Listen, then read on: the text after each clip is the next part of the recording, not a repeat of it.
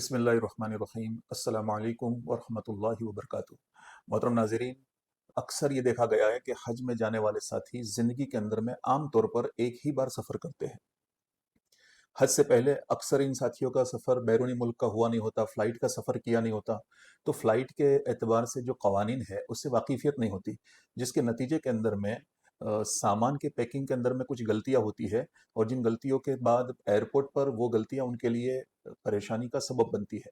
तो आज की इस वीडियो के अंदर में हम ये देखेंगे कि हाजी अपना सामान सामान में क्या होना चाहिए, क्या लेना है, क्या नहीं लेना, उसकी सारी लिस्ट गुज़िश्ता वीडियो के अंदर बता दी गई। इस वीडियो के अंदर में हम ये देखेंगे कि जो सामान आप ले रहे हो, उस सामान में से कौन-सा सामान हैंडबैग के अंदर में रहेगा और कौन-सा सामान आप लगेज बैग में रखेंगे। तो इस चीज़ को अच्छे से देखिएगा, आखिर तक देखिएगा और खूब समझ लीजिएगा, वरना अगर आपकी छोटी-सी गलती एयरपोर्ट पर आपके लिए परेशानी का ज़रिया बन सकती है। तो सबसे पहले हम ये देखेंगे कि हमें अपने साथ में जो बैग्स लेकर जाने हैं, तो लगेज बैग है और हैंड बैग है। लगेज बैग में क्या रखेंगे, हैंड बैग में क्या रखेंगे, उसके अलावा जो पासपोर्ट बैग रहता है, जिसको आप मैसेंजर बैग भी कह सकते हो या क्रॉस बॉडी बैग कहते हैं, तो इस बैग के अंदर में सबसे पहले आपने अपने डॉक्यूमेंट्स रखते हैं। डॉक्यूमेंट में सबसे ज़्यादा इंपॉर्टेंट डॉक्यूमेंट कोई है, तो वो है आपका पासपोर्ट। पासपोर्ट के साथ आपका वीजा लेटर के साथ साथ में आपकी फ्लाइट की टिकट के साथ में आपने अपना बोर्डिंग पास। अक्सर ये देखा जाता है कि हज कमेटी में पहले ही से आपको दोनों जगह के बोर्डिंग पास दे दिए जाते हैं। अगर आप बंबई से जद्दा जा रहे हैं तो वहां से बोर्डिंग पास के अंदर में वो भी होता है। मसलन आप अहमदाबाद से अगर जा रहे हो, अहमदाबाद से जद्दा, तो ये बोर्डिंग पास होता है। वापसी का भी बोर्डिंग पास यहीं से दे दिया जाता है। तो आपने अपने साथ में दोनों पास बोर्डिंग पास को संभाल कर रखना है। लेकिन इंडिया से जो जिस भी एम्बार्केशन पॉइंट से आप सफर कर रहे हैं, जिस एयरपोर्ट से आप जा रहे हैं, उस एयरपोर्ट से जद्दा या मदीना मुनव्वरा तक का जो है आपने जो बोर्डिंग पास मिला है उसको आपने अपने हैंडबैग के अंदर में आगे रखना है ताकि वो इजीली आपको मिल सके। एयरपोर्ट पे जब आप एंट्री के लिए जाएंगे सबसे पहले यही डॉक्यूमेंट्स आपने दिखाने होंगे, तो आप इसको अपने पासपोर्ट बैग के अंदर में रख लें। इसके साथ आपने जो आपका नुसूक कार्ड मिलेगा आपको, ये बहुत ही अहम कार्ड है। जगह जगह पर आपके नुसूक कार्ड की चेकिंग होगी, तो नुसूक कार्ड अपने साथ में रखना है। वो तो गले में ही पहन लिया जाएगा। बाकी जो है आपका हेल्थ कार्ड हेल्थ कार्ड जिसमें वैक्सीन वगैरह आपको मिल चुकी है या वैक्सीन का कार्ड अलग से दिया जाता है, तो वो कार्ड, तो ये सारे डॉक्यूमेंट पासपोर्ट बैग में रख लेंगे। अब दूसरी कैटेगरी जो होती है वो हमारी है हैंडबैग की। इससे पहले मेरी एक रिक्वेस्ट है आपसे कि ये सारे डॉक्यूमेंट्स हैं, इन सारे डॉक्यूमेंट्स की फोटोकॉपी करवा लें, ज़ेरॉक्स करवा लें और उसको आप अपनी हैंडबैग में भी रख लें और लगेज में भी रख लें। अगर एक-एक कॉपी आपने एक्स्ट्रा करवा ली और तीनों बैग के अंदर में रख दी, तो ये आपके लिए अगर ज़रूरत पड़ी इन फ्यूचर, तो आपके लिए आसानी का ज़रिया बनेगी। इसी तरीके से इन्हीं सारी चीज़ों को स्कैन करवा कर आप अपने जीमेल पर भी अपलोड कर सकते हैं। इसका फ़ायदा ये होगा कि कभी भी, किसी भी वक़्त, कहीं पर भी आपके पास हार्ड कॉपी नहीं है, तो आप सॉफ्ट कॉपी के जरिए से उसकी फोटोकॉपी निकलवा कर इस्तेमाल कर सकेंगे। तो ये सारी चीजों को जो है स्कैन करवा कर अपने जीमेल पर ले लें। इसलिए मैं हाजियों से एक रिक्वेस्ट और करता हूं कि आप एंड्रॉइड फ़ोन का इस्तेमाल भी सीख लें। बहुत सारे हमारे हाजी ऐसे होते हैं जिन्हें एंड्रॉइड फ़ोन का इस्तेमाल का तरीका मालूम नहीं होता, तो वो अपने घर के अंदर में अपने जानने वाले साथियों से एंड्रॉइड फ़ोन के इस्तेमाल का तरीका सीख लें। खास तौर पर जैसे जीमेल का इस्तेमाल करना, इसी तरीके से गूगल मैप का इस्तेमाल करना, हज सुविधा एप्लीकेशन, अगर आप हज कमेटी से जा रहे हैं तो हज कमेटी ने जो हज सुविधा एप्लीकेशन बनाई है, तो इस एप्लीकेशन का इस्तेमाल करना, ये सारी चीजें जो है आप यहीं से सीख कर जाएं। तो ये बहुत ही अहम पहलू है, इस पर तवज्जो दीजिएगा। अब हमें ये देखना है दूसरी चीज कि आप जो हैंडबैग ले रहे हैं, इस हैंडबैग के अंदर में क्या रखेंगे। तो सबसे पहले एक एहराम की चादर जो है, एक सेट ऑफ एहराम तो आप पहन चुके होंगे एयरपोर्ट पर ही। दूसरा जो एहराम का सेट लेने के लिए बताया गया था, इस एहराम के सेट को आपने अपनी हैंडबैग के अंदर में रखना है। इसलिए कि कई मरतबा फ्लाइट के सफर के अंदर में या किसी और मौके पर जो है उस पर कोई चीज गिर गई, वो एहराम की चादर खराब हो गई, नापाक हो गई, तो ऐसी हालत के अंदर में आप एहराम बदलना चाहते हैं। आपके पास अगर एहराम की चादर है, दूसरा सेट ऑफ एहराम आपके साथ हैंडबैग में है, तो आप उसको बदल पाएंगे। अगर आपने उसको लगेज बैग में डाल दिया है तो वो तो एयरलाइन के हवाले हो चुका है। अब वो आपको जद्दा या मक्का आपकी बिल्डिंग पर मिलने वाला है, तो वहां तक आप इसका इस्तेमाल नहीं कर पाएंगे। तो इसलिए खूब ख्याल रखिए कि आप अपने जो एक्स्ट्रा एहराम अपने साथ में ले रहे हैं, इस एक्स्ट्रा एहराम को आपने अपनी हैंडबैग में रखना है।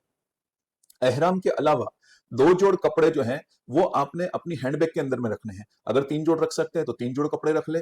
इसलिए कि कई मर्तबा ये देखा गया है कि एयरपोर्ट पर आपका लगेज बैग जो आपने एयरलाइन के हवाले किया था, कई मरतबा वो डिले हो जाता है, लेट मिलता है, ताखीर से मिलता है, कई मरतबा मिस भी हो जाता है, मिल भी नहीं पाता। तो ऐसी सूरत के अंदर में आपके कपड़े अगर आपने सारे हैंड लगेज बैग में रखे थे, तो आप एहराम से जब फारिग होंगे और आपका एहराम जब खुल जाएगा, उस वक्त के अंदर में आपको जब कपड़े चेंज करने होंगे, नॉर्मल लिबास में आना होगा, तो वो नॉर्मल कपड़े आपके पास में नहीं होंगे।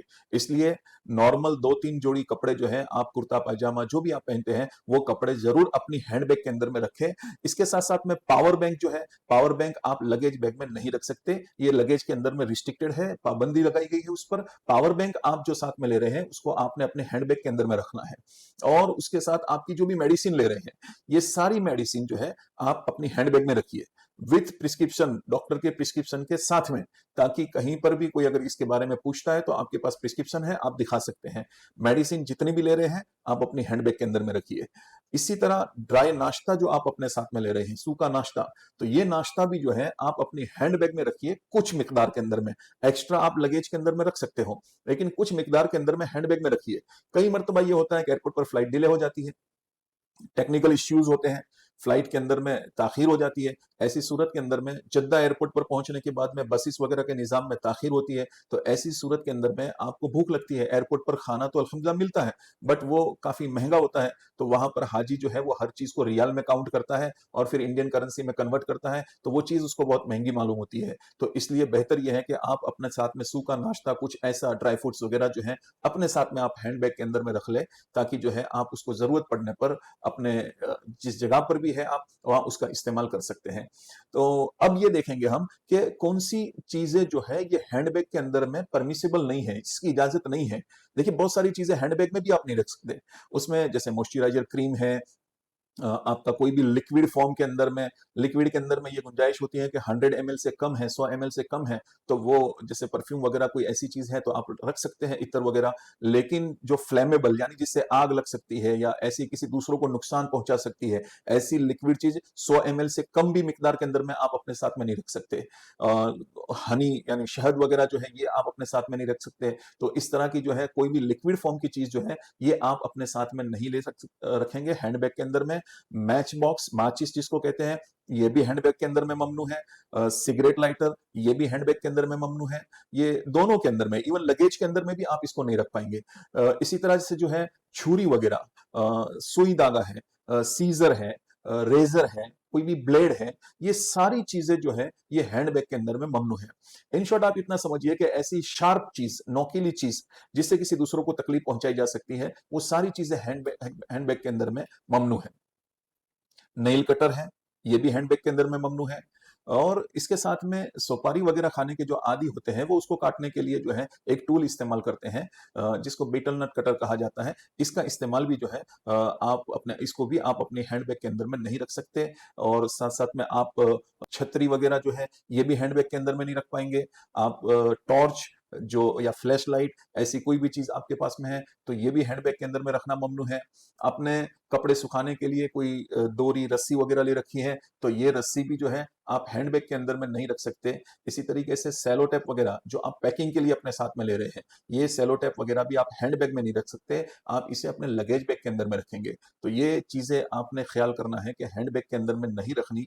और भी बहुत सारी चीजें हैं, लेकिन ये मोटी मोटी चीजें जो हज के ताल्लुक से आमतौर से हाजी लेकर जाते हैं, एयरपोर्ट पर जब चेकिंग होता है तो इसको लेकर फिर इन्हें परेशानी का सामना करना पड़ता है।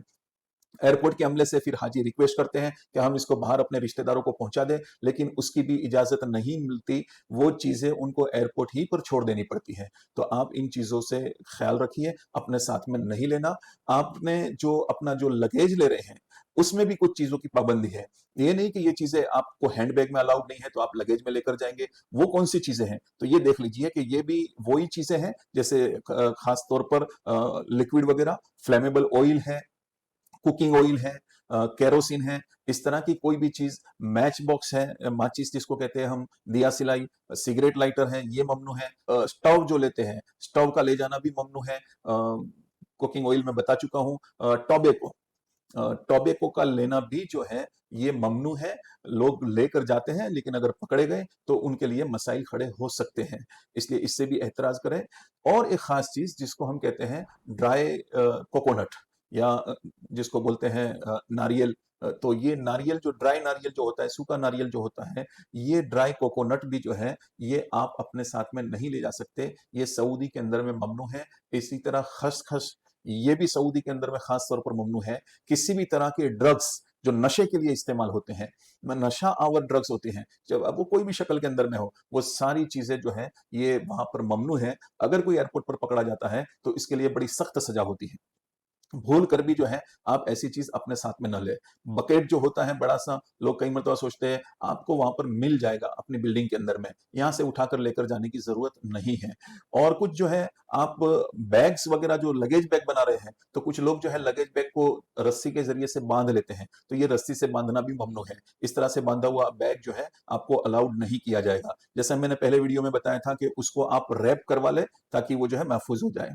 अगर आप बैग के अंदर में अगर आपने स्मार्ट बैग परचेज किया है, तो स्मार्ट बैग भी जो है आपको इसकी इजाजत नहीं है। स्मार्ट बैग एक खास किस्म का बैग होता है जिसमें बैटरी वगैरह लगी हुई होती है। आमतौर से अभी हमारे यहाँ इसका इस्तेमाल ज्यादा नहीं होता, इसलिए बहुत कम चांस है कि किसी ने लिया हो। कुछ सीधे साधे लोग होते हैं, वो पुरानी किस्म की सूटकेस होती है जो मेटल की बनी हुई होती है, वो लेकर जाते हैं, तो एयरपोर्ट पर उसे भी अलाउड नहीं किया जाएगा। कुछ लोग बॉक्स के अंदर में जो है कार्टन बॉक्स जो होते हैं उसके अंदर में चीजें रख लेते हैं और उसको रस्सी से पैक कर लेते हैं, तो वो भी अलाउड नहीं है। और गठरी की शक्ल के अंदर में कोई सामान लेकर आप जाएंगे तो एयरपोर्ट पर जो है आपको उसकी भी इजाजत नहीं होगी। स्टिकर आप अपनी पूरी बैग के ऊपर में, लगेज बैग के ऊपर में, दोनों बैग के ऊपर में स्टिकर अपना नाम के साथ, आपका कवर नंबर के साथ में, इंडिया का मोबाइल नंबर आपका जो है मैं इसका ये सैंपल दिखा रहा हूं, इस तरीके का स्टिकर हो सके, जितनी डिटेल्स आपके पास अवेलेबल हो इसमें से इतनी डिटेल्स के साथ में जो है आप अपना एक स्टिकर बना ले। इस स्टिकर को आप अपनी लगेज बैग पर लगा दे ताकि आप इजीली अपने बैग को आइडेंटिफाई कर सकते हैं, पहचान सकते हैं।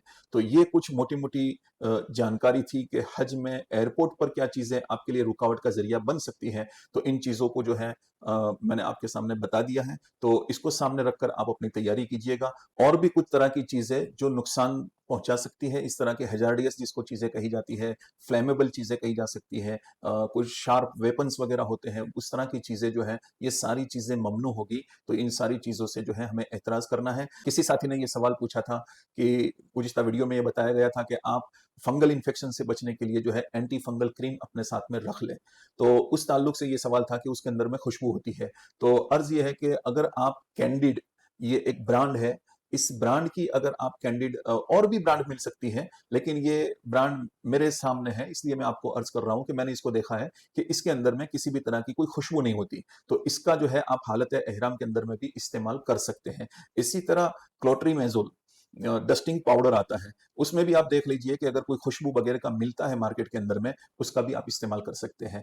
बाकी वेसेलिन, विक्स, ये सारी चीजें जो है अगर उसके अंदर में खुशबू तेज, विक्स में तो जाहिर है कि तेज खुशबू होती है, आयोडेक्स में तेज खुशबू होती है। इसी तरह जो है जब आप पेन किलर क्रीम इस्तेमाल करते हैं तो उसके अंदर में भी तेज खुशबू होती है। तो इन चीजों का इस्तेमाल जो है हालत एहराम के अंदर में इससे परहेज करना चाहिए। और वैसेलिन अगर आपको इस तरह का मिल जाता है जो खुशबू बगैर का हो, और कोई भी क्रीम अगर खुशबू बगैर की कोई भी चीज आपको मिल रही है, तो आप देख लीजिए उसका इस्तेमाल करने की इजाजत है। बहरहाल ये समझ रहा है कि खुशबू वाली चीज से एहतराज करना है, परहेज करना है, खुशबू बगैर की चीज जो है हालत एहराम के अंदर में इस्तेमाल कर सकते हैं। डिस्क्रिप्शन के अंदर में मैंने ये पूरी लिस्ट जो सामान्य सफर के एतबार से गुज़िश्ता वीडियो के अंदर में बताई गई थी, और किसी साथी ने रिक्वेस्ट की थी कि आप पूरी लिस्ट की पीडीएफ डाल दें, तो यहाँ पर जो है मैं पीडीएफ अपलोड कर रहा हूँ, डिस्क्रिप्शन से आप इसको डाउनलोड कर लीजिएगा और आप अपने सामान को देख लीजिएगा। तो ये कुछ जरूरी बातें थी आपके लिए, तो इसी को सामने रखकर जो है आप अपनी तैयारी के अंदर में लगे रहिएगा।